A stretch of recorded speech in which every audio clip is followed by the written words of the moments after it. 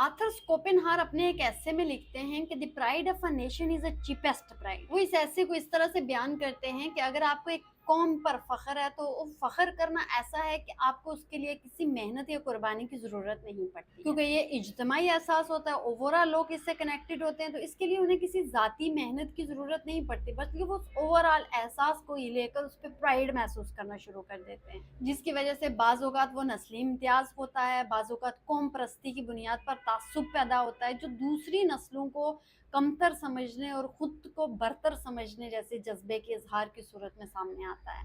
वो खुद पसंदी और अकलियत फरेबी पर कड़ी तनकीद करते हुए कहते हैं कि अगर कोई शख्स वाकई अजीम है तो वो अपनी काबिलियत के बलबूते पर बात करेगा और फख्र महसूस करेगा, लेकिन अगर कोई शख्स जाती तौर पर कुछ हासिल नहीं कर सकता तो वो कौमी सतह पर अपने आप को फख्र की सूरत में देखना शुरू कर देता है। आजकल भी हम देखते हैं कि लोग बगैर किसी वजह के कहना शुरू कर देते हैं हमारी कौम सबसे अजीम है, हमारा रिलीजन सबसे ज्यादा अजीम है और हमारा कल्चर सबसे ज्यादा बरतर है। लेकिन ये जो फख्र होता है ये सिर्फ जज्बाती सूरत में होता है, ये कभी भी अमली सूरत में सामने नहीं आता। इसलिए स्कोपेनहार इसको चीपेस्ट प्राइड कहते हैं, क्योंकि इसके पीछे न इल्म है, न मेहनत है और न कुर्बानी। इसको आप इस सूरत में भी देख सकते हो जैसे हमारे यहाँ बहुत सारे लोग अपने कल्चर को लेकर दूसरों से ज्यादा बदतर करने का या अपनी कौम परस्ती को दूसरों से ज्यादा बदतर करने की कोशिश करते हैं, चाहे वो उन ट्रेडिशंस उनके लिए फायदेमंद हो या ना हो। लेकिन वो एक ट्रेडिशन उनके माइंड में ऐसे सेट होती है कि वो उसी को प्राइड समझने लगते हैं।